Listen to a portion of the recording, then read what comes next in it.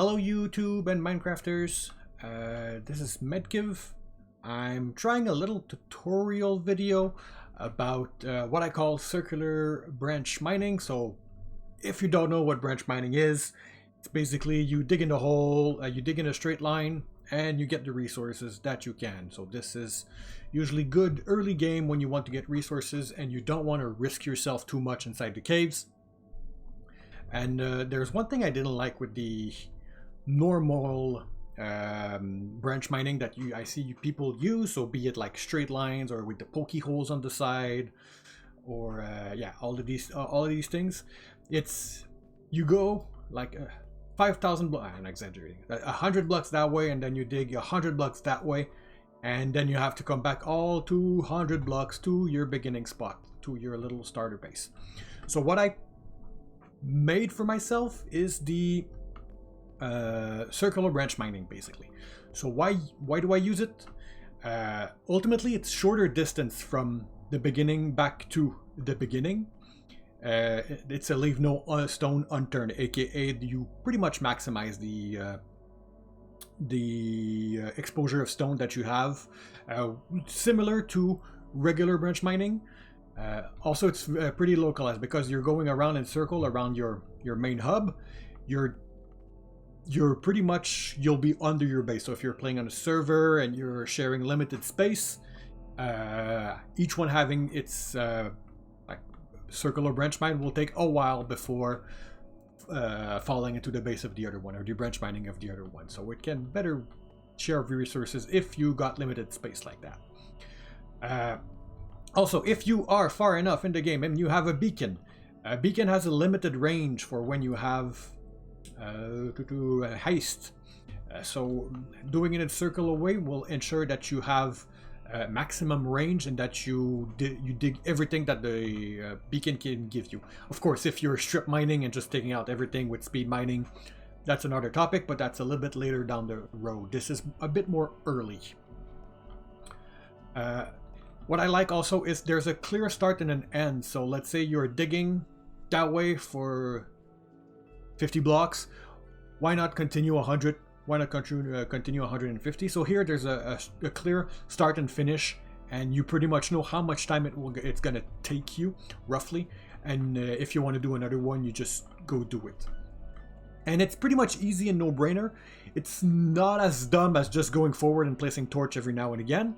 But it's very, very easy. So I'll give a quick example right here of how I do it, and then I'll go show you in one of my survival worlds what it looks like in spectator mode when it's pretty much not done, but yeah, I'll show you. So basically, when you got your little hub, ideally you want it square, but any rectangular shape will do. You go in the corners, you dig 4, 1, 2, 3, 4, you place a torch, 1, 2, 3, 4, you place a torch, and you do it for all 4 corners, so 8 times.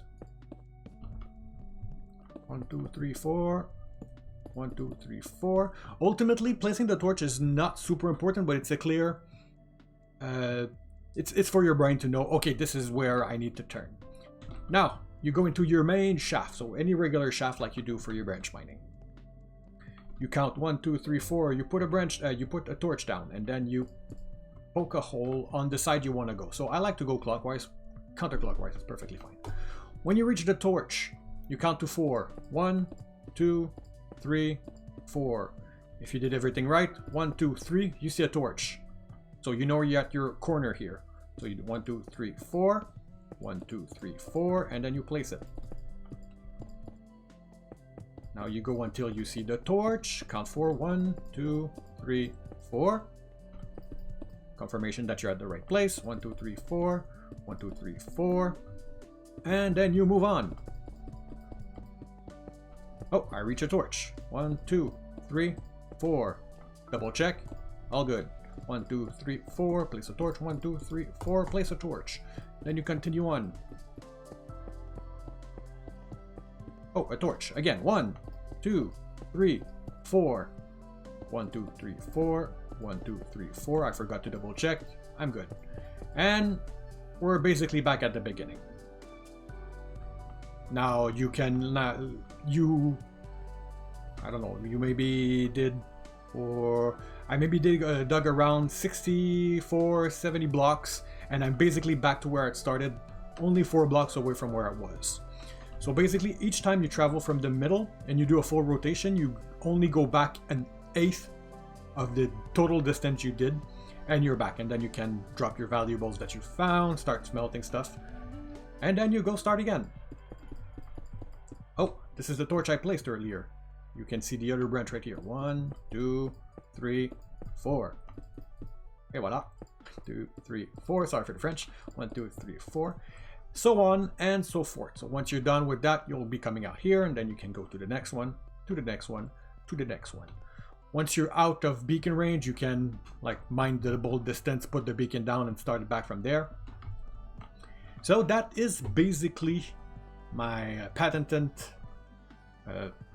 circular branch mining. I'll pause the video here and I'll see you in my survival world, where I'll show you what it looks like when it's a bit more advanced. Okay, I am back in one of my single player worlds. This was my starter base. I moved out eventually, but like most of my little starter base hidey hole, I got my little mine shaft that goes down and down. You can see it a bit, and I will show it to you very quickly. So we can see here, I took the time to, what did I put there? Floosh, I fall in water. I've put down some decoration. So this is like, if you want to do it at some point, go ahead.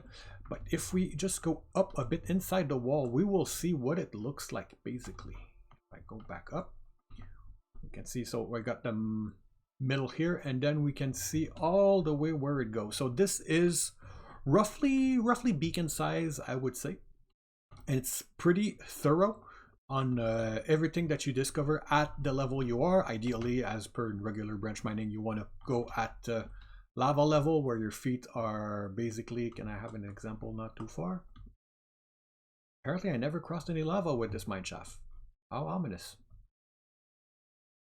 Yeah, so the way why I say you count up to 4 is it leaves three gaps between the two branches, and the odds that a vein is only 1 wide is pretty low. It's not impossible, but you cover a lot more ground if you put 4. If you are into branch mining math, you already know this kind of thing, but yeah, this is why I put 3.